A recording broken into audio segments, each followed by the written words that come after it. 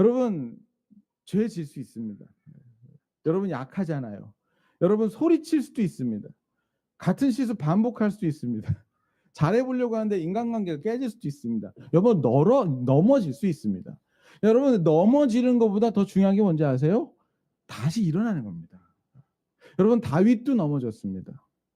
하나님이 내 마음에 합하다고 그렇게 선포한 다윗도 밧세바라고 하는 걸림돌에 넘어진 적이 있었습니다. 아브라함도 믿음으로 가다가 넘어진 적이 있었습니다. 그러나 다시 일어났습니다.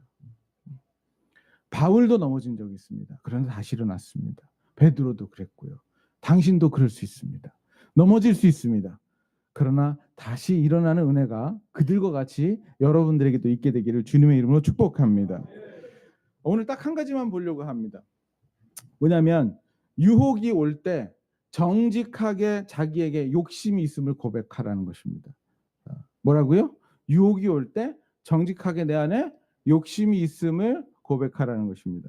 여러분 먼저 13절을 같이 한번 읽어보도록 하겠습니다. 13절 읽겠습니다. 시작. 사람이 시험을 받을 때에 내가 하나님께 시험을 받는다 하지 말지니 하나님은 악에게 시험을 받지도 아니하시고 친히 아무도 시험하지 아니. 여기 시험이라고 하는 단어가 성경에 참 많이 나오는데 시험이라고 하는 단어를 두 가지로 해석할 수가 있습니다.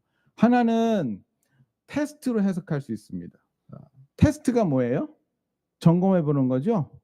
이 자동차가 잘 나가나 안 나가나 테스트해 본다 그러잖아요. 잘 나가면은 그냥 계속 쓰면 되는 거고요. 그죠? 하나님도 우리를 테스트하시죠. 이 사람이 믿음이 있나 없나, 나를 경외하나 경외하지 않나 테스트해 보십니다. 여러분 테스트는 하나님이 하시는 겁니다. 하나님이 왜 하실까요? 하나님이 그것을 통해서 최종적으로 주려고 하는 것은 우리에게 상 주시려고 그것을 테스트하는 겁니다. 근데 테스트의 특징이 있어요. 그것은 테스트의 시작은 굉장히 어렵다는 것입니다. 고통스럽고. 여러분 12절이 바로 그 테스트에 가는 건데 12절 같이 한번 읽어볼까요? 12절 읽겠습니다. 시작. 시험을 참는 자는 복이 있나니 이는 시련을 견디어낸 자가 주께서 자기를 사랑하는 자들에게 약속하신 생명의 면류관을 얻을 것이기 때문에. 여기서 12절의 시험은 테스트입니다. 그 테스트를 참는 자, 시련으로 오는데 그것을 참는 자가 복이 있나니 그들에게 뭘 주냐면 상 주십니다. 생명의 면류관을. 사랑하는 성도 여러분, 여러분들에게 어려움이 찾아올 때가 있습니다. 하나님을 잘 믿는데 형통이 끊어진 것 같은 느낌이 들 정도로 시련이 올 때가 있습니다. 성도 여러분, 하나님은 자기 자녀를 보호하실 수 있는 센스가 있으신 분이십니다. 인간의 아버지도 자기 자식이 아프면 밤새서 옆에서 간호할 수 있는 사랑이 있는데 하물며 인간이 아니라 하나님 아버지께서 자기 아들이 아프다고 하는 것을 그냥 멀거니 보시고만 계시겠습니까? 하나님 보호하실 수 있으십니다. 그런데 우리에게 마치 보호가 없어진 것 같이 시련이 올 때가 있습니다. 여러분, 그때는 하나님이 우리를 버리신 것이 아니라 우리를 테스트하시는 것입니다. 아브라함에게 그러셨습니다. 갑자기 하나님 100살 때 준 아들이 있는데 하나님의 성품에 전혀 걸맞지 않게 아들을 죽이라고 그러는 겁니다. 제물로 바치라고. 아브라함은 캐치했습니다. 이건 하나님의 성품이 아니야. 하나님 테스트하시는구나. 그래서 아들인 이삭이 물을 때도 믿음으로 그렇게 대답하죠. 아들이 물어봐요. 나무도 있고 다 있는데 왜 드릴 제물이 없습니까? 그건 이삭이잖아요. 근데 아브라함이 믿음으로 이렇게 얘기를 해요. 하나님이 준비하실 것이다. 여러분 그게 아브라함이었습니다. 그 시험을 마치자 하나님께서 아브라함에게 이런 상을 주시죠. 칭찬의 상입니다. 내가 이제야 내가 나를 경외한 줄 알겠다고 말씀해 주셨습니다. 여러분 시련이 끝나고 난 다음 시험을 통과하고 난 다음에 하나님은 그냥 있지 않으시고 거기에 대한 대가를 분명히 여러분들에게 줄 것을 기대하시기를 바랍니다. 오늘 여기 오신 분들 가운데 힘드신 분 계시죠? 자기가 실수해서 힘든 거 말고 본인이 몸 관리 잘해야 되는데 몸 관리 안 하고 힘든 거 그런 거는 어쩔 수 없잖아요. 그죠? 그런 거 말고 난 하나님을 잘 섬기는데 예상하지도 못했던 재정적인 어려움이 오고 몸에 이상이 오고 이럴 때가 있습니다. 여러분 그 시련 중에 있는 사람을 저 위로하고 싶고 축복하고 싶습니다. 그것이 지나가게 되면 하나님께서 상 주실 줄로 믿습니다. 근데 이 시련 말고요, 테스트 말고 또 하나가 템테이션이 있는데 13절 이것이 바로 템테이션입니다. 영어 성경은 13절에 나와 있는 시험을 템테이션으로 번역하고 있습니다. 여러분, 그래서 13절에 있는 시험을 유혹으로 바꾸어서 다시 한번 읽어봤으면 좋겠습니다. 13절 시험을 유혹으로 바꿔서 같이 한번 읽어볼까요? 시작. 사람이 유혹을 받을 때에 내가 하나님께 유혹을 받는다 하지 말지니 하나님은 악에게 유혹을 받지도 아니하시고 친히 아무도 유혹하지 아니하시느니라. 템테이션입니다. 하나님께서는 그러시죠. 하나님께서는 누구도 유혹하지 않으십니다. 그럼 유혹이 어디서부터 나올까요? 유혹은 각 사람이 이렇게 유혹을 만들어낸다고 얘기합니다. 여러분 14절의 시험도 유혹으로 바꾸어서 한번 같이 읽어볼까요? 시작. 오직 각 사람이 유혹을 받는 것은 자기 욕심에 끌려 미혹됨이니. 여러분 우리가 유혹을 받을 때가 있습니다. 삼다수를 먹어야 되는데 콜라를 선택해서 나에게 이제 불이익이 오고 자꾸 이제 턱 밑이 자꾸 늘어나고 뭐 이런 게 있습니다. 여러분 자꾸 저를 그렇게 보지 마시는 것은 제가 어제서부터 식이요법을 시작했다는 사실입니다. 이렇게 선포를 해야 열심히 할 것 같아서 우리 아내는 그렇게 하지 말라고 그럴 것 같은데 얘기합니다. 혹시 저에게 좋은 현상이 생기면 여러분들과 그 결과를 나누도록 하겠습니다. 근데 콜라를 먹으면은 내 안에 그런 어려움이 생기죠. 운동 대신에 인터넷을 선택하면 내 영이 좋아지질 않죠. 그런데 그렇게 좋지 않은 결과가 딱 나오게 되면 우리 안에 아주 자연 발생적으로 툭 하고 튀어나오는 것이 있습니다. 그건 뭐냐면 자기가 살기 힘들어서 이 세상 살기 힘들어서 나쁜 것인 줄 뻔히 알면서도 법을 어겨놓고 불이익이 오면 나에게 정죄감이 오면 이런 얘기를 해요. 요즘 세상이 너무 힘들대요. 세상이 악하대요. 그렇게 얘기하더라고요. 자기가 음란한 죄를 저질러 놓고 뭐라 하냐면 세상이 너무 음란하대요. 자기가 잘못해 놓고 교회에 사랑이 없대요. 자기가 문제가 자기한테 있는데 자기가 시험 들었대요. 여러분 이 얘기를 좀 안 썼으면 좋겠는데 그 얘기 있잖아요. 여러분 자주 쓰잖아요. 시험 들었다고. 그러니까 가만히 보면 자기가 선택한 거예요. 자기가 그 결과를 나올 수 있도록 자기가 생각을 선택했고 그 사건을 선택을 했는데 시험 들었대요. 시험 들었다는 말의 뉘앙스가 뭡니까? 자기한테 잘못이 있는 건 없는 거예요. 자기한테 잘못 없는 거예요. 사람들에게 잘못이 있는 거고 환경이 잘못이 있는 거고 마귀가 잘못이 있는 거고 하나님이 잘못이 있는 거예요. 여러분 근데 테스트 말고요. 모든 템테이션은 성경은 분명히 얘기해요. 어디서부터 나왔다고요? 욕심으로부터 나왔다고요. 여러분 욕심의 애인이 유혹이에요. 둘은 너무 사랑해요.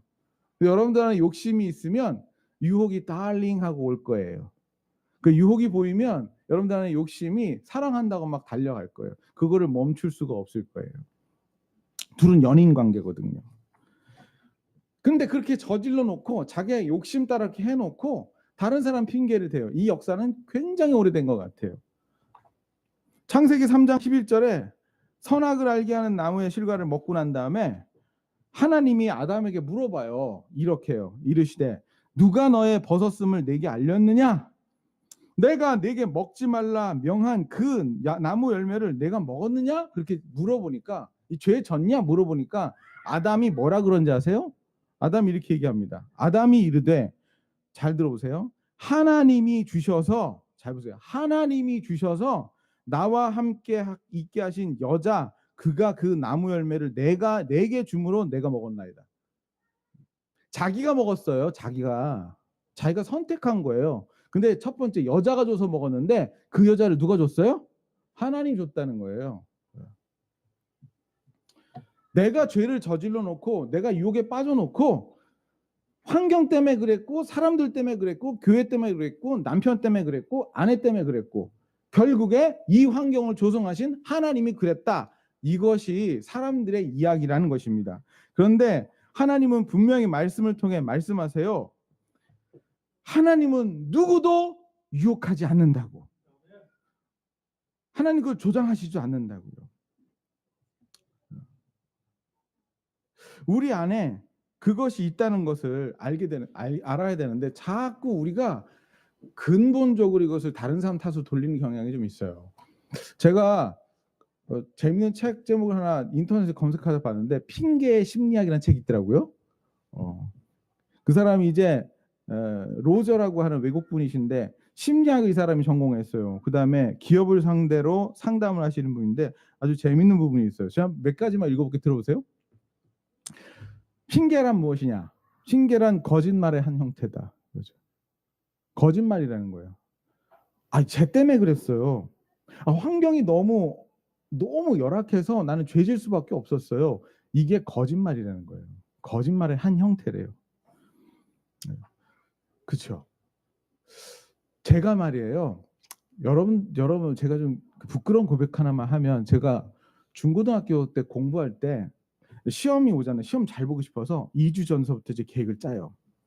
근데 계획을 짤 때 어떻게 짜냐면 왠지 계획표를 잘 짜고 싶은 마음에 자로 똑바로 딱 걷고 색연필로 칠하고 색깔도 칠하면서 2시간에 걸쳐서 계획표를 짜요. 그리고 너무 피곤해서 자요. 그 다음에 다시 그 시간에 대해서 이제 공부를 하려고 딱 앞에 딱 앉으면 뭐가 보이냐면 정리되지 않는 책상이 보여요. 그러면 반나절 동안 책상 그 서랍 꺼내가지고 속에 있는 먼지까지 다 긁어서 책상 청소를 반나절을 해요. 내일 모레 시험인데. 그래서 앉아요.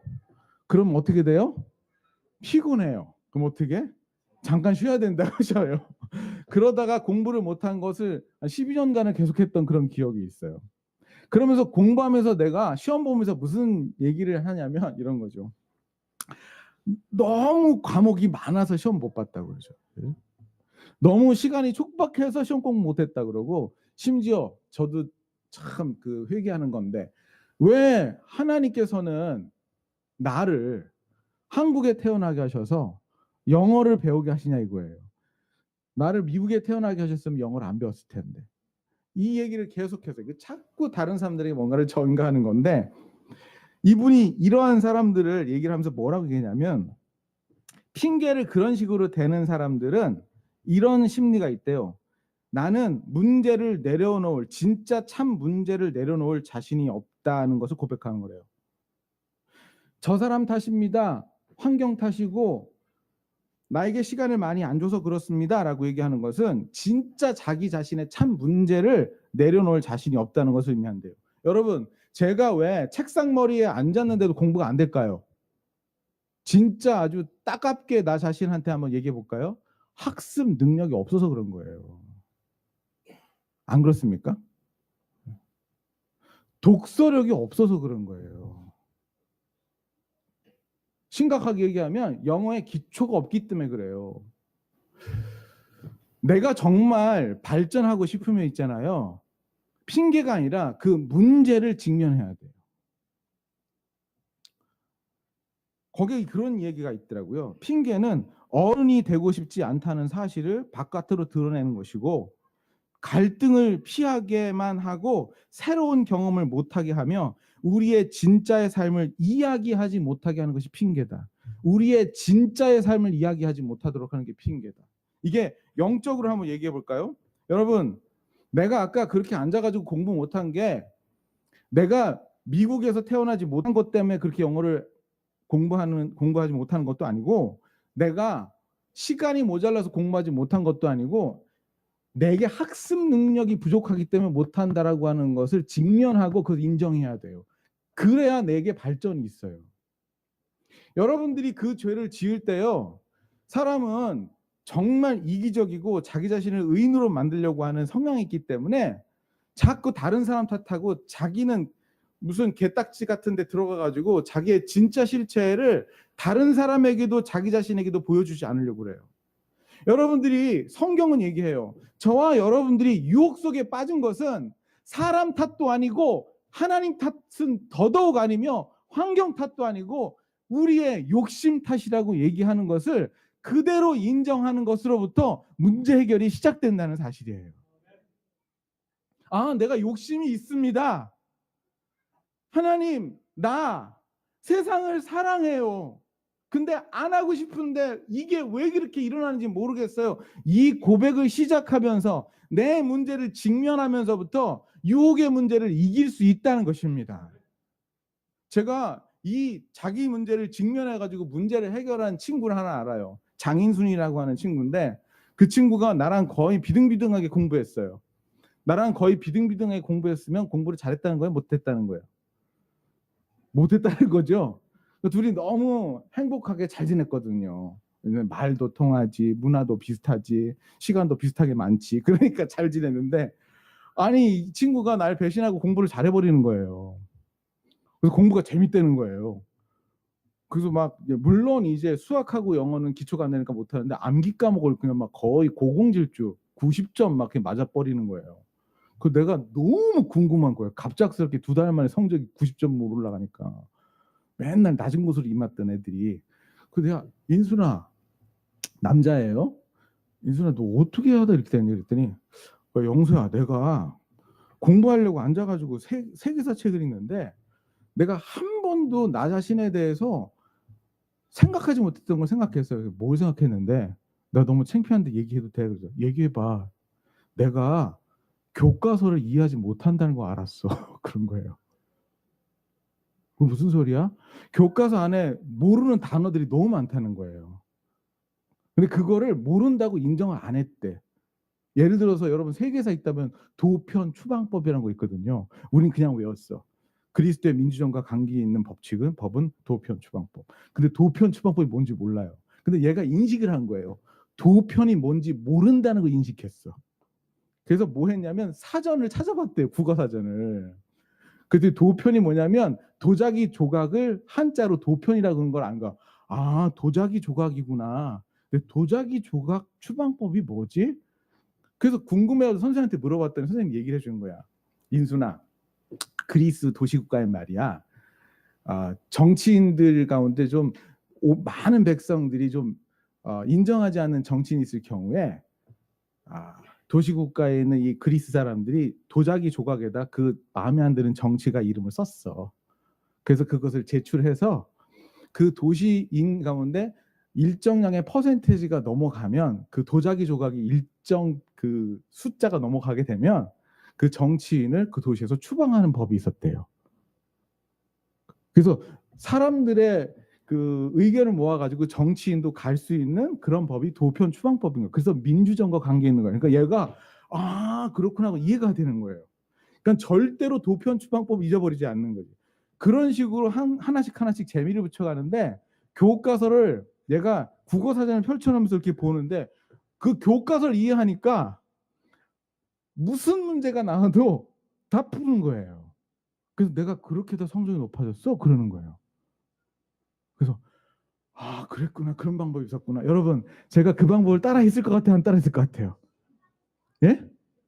안 따라 했어요. 저도 고등학교 2학년 때인데 내가 왜 그랬는지 모르겠어요. 제가 사실은 1학년 때구나.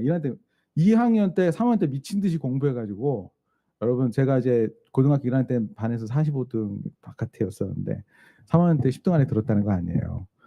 그래서 여러분 4년 대학 들어갔다는 사실입니다.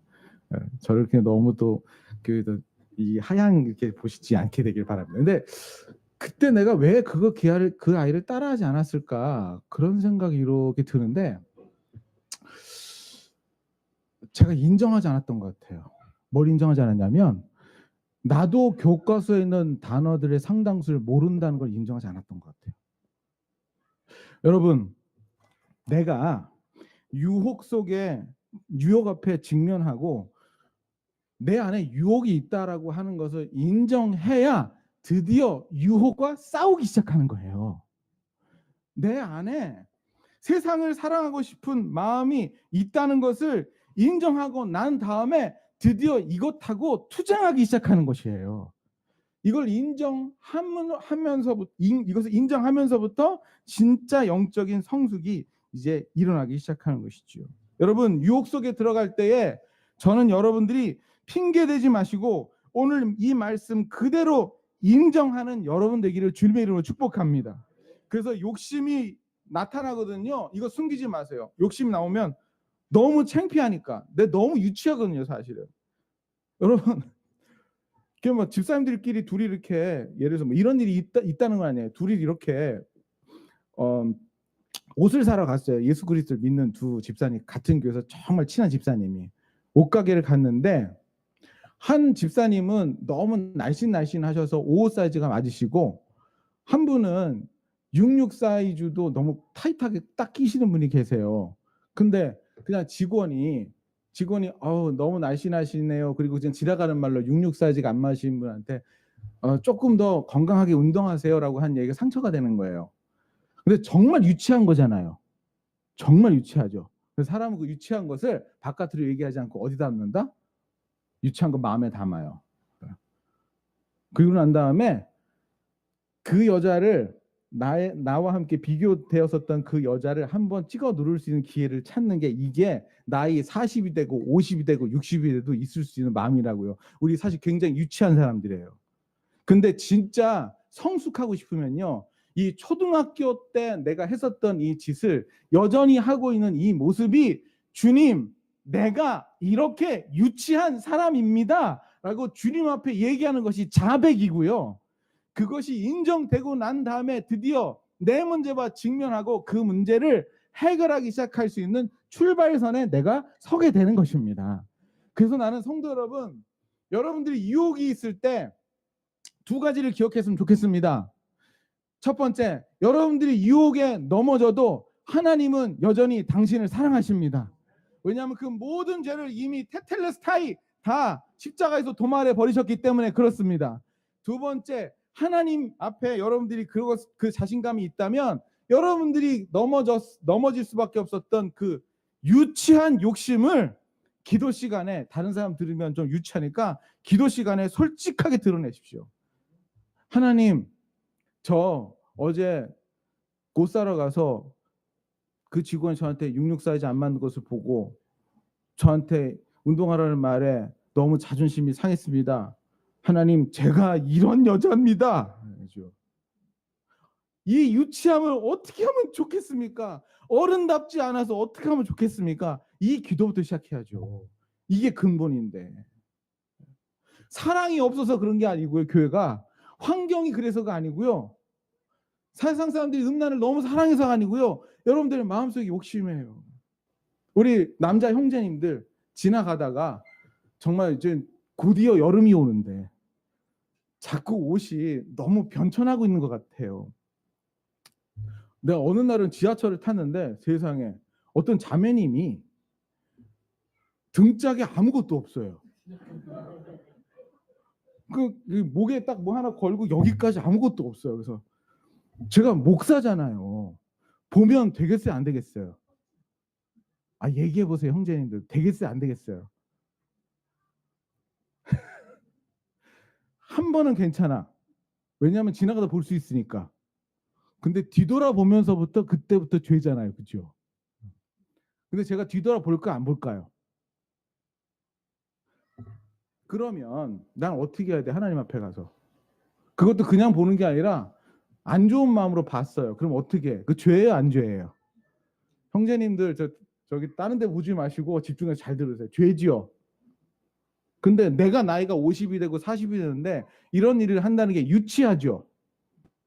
내 안에 욕심은 유치한 거예요. 근데 그거를 하나님 앞에 가서, 하나님, 이 세상이 너무나 음란하고 문화가 너무 사탄적이기에 정말 견디기 힘도 옵니다. 이렇게 기도하지 말고 솔직하게 내 안에 욕심이 있었음을 자백하라고요. 하나님, 보고 싶었습니다. 이렇게. 나 정말 욕심이 많은 사람이고 음욕이 많은 사람입니다. 나 정말 발끝까지 죄는 것 같습니다. 아닌 걸 아는데 내가 그랬습니다. 이렇게 얘기하고, 나 어떻게 하면 됩니까, 하나님? 나 정말 어린아이 같은데, 나 정말 14살 사춘기 같은데 나 어떻게 하면 됩니까? 이렇게 싸움을 시작하고요. 성령께서 주시는 마음대로 그 다음에 이렇게 하면 될 것 같아요. 하나님, 제가 싸울 테니까 저를 좀 지켜주시고 도와주십시오. 그러면서 하나님 말씀대로 이제 싸우기 시작하십시오, 여러분. 여러분 육체 소욕이 오게 되면 뭘로 싸우라고 예수님께서 하나님께서 그러셨냐면 성령을 따라 행하라. 그러면 육체의 욕심을 이루지 아니하리라. 그렇게 말씀하셨지 않습니까? 그러면 어떻게 해야 돼요? 여러분 욕심이 있습니다. 이렇게 얘기하고 난 다음에 내 마음속에 이제 예를 들어서 잠자려고 이렇게 그러는데 기도하라고 주님께서 말씀하세요. 근데 내 마음속에 욕심은 뭐 하기를 선택하기를 기대해요? 더 누워있는 것을 선택하려고 하죠. 그럼 그때 어떻게 해야 돼요? 성령 따라 행하는 건 어떻게 하는 거예요? 내가 알아. 더 자고 싶은 마음이 있다는 것을 고백했어. 하나님, 나 정말 5시간으로도 충분한데 7시간 자도 더 자고 싶습니다. 나 어떻게 하면 되죠? 했으면 그것이 나의 모습이라면 고치기 위해서 하나님 그러면 앞으로 그렇게 더 잠자고 싶고 기도 안 하고 싶으면 그날은 10분 더 기도하겠습니다.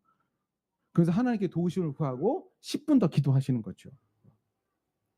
내가 자꾸 이런 그 여성들이 자매님들이 자꾸 눈에 보이게 되면 하나님 나 정말 유치한데 나 이걸 벗어나기 위해서 그래요. 하나님 나 더 거룩을 사모하고 더 거룩과 가까워지기 위해서 예배 시간도 늘리고 기도 시간도 늘리고 말씀 보는 시간도 늘리겠습니다 하고 싸우기 시작하는 거예요. 뭐와 직면하기 위해서? 내 안에 유치한 나의 욕심과 직면하고 싸우기 위해서요.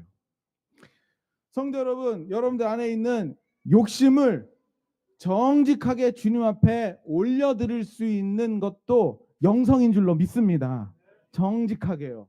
그 다음에 직면했으면 정확하게 내 문제가 뭔지 알았으면 아까 그 친구처럼 내가 교과서의 단어를 이해를 못하는구나 정확하게 알았으면 사전을 찾는 노력을 하듯이 이제 내 안에 있는 욕심이 정확하게 뭔지 알았으면 그것을 극복하기 위한 정확한 처방을 성령님께 도우심을 구하여 여러분 스스로 내리고 유혹과 싸워서 이길 수 있는 여러분 되기를 주님의 이름으로 축복합니다. 감사합니다. 오늘 여기까지만 하고 기도해도 될 것 같다는 생각이 들었어요. 우리 좀 다 같이 일어나셔서 찬양 하나 하며 헌금하시고요. 그 다음에 하나님께 좀 힘내서 기도했으면 좋겠습니다. 여러분 그 여기에 모인 우리라고 하는 찬양 여러분 다 아시죠? 내가 어떨 때는 쓰러질 때도 있지만 최후 승리를 하나님께서 주신다는 믿음을 가지고 하나님 내가 이렇게 다시 한번 일어서겠습니다. 다시 싸우겠습니다 하는 마음으로 주님 앞에 나가시기를 바랍니다. 우리 찬양하면서 헌금하시겠습니다.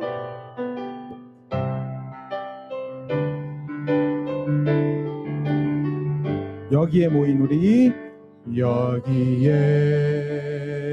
모인 우리 주의 은총 받은 자여라. 주께서 이 자리에 함께 계심을 아노라. 언제나 주님만을 찬양하며 따라가리니 시험을 당할 때도 함께 계심을 믿노라. 이 믿음 더욱 굳세라.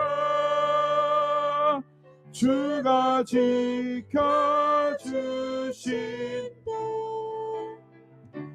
어두운 밤에도 주의 밝은 믿음 더하여 주신다.